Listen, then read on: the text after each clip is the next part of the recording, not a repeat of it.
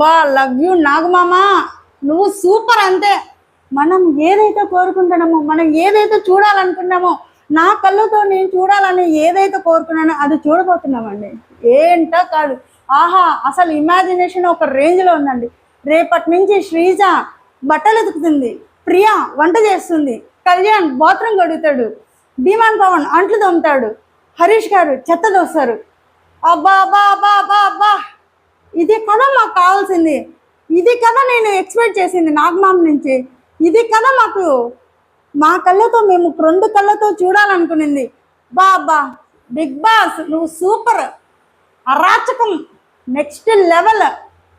ఇంకా నేనేం చెప్పాలో నాకు అర్థం కావట్లేదు.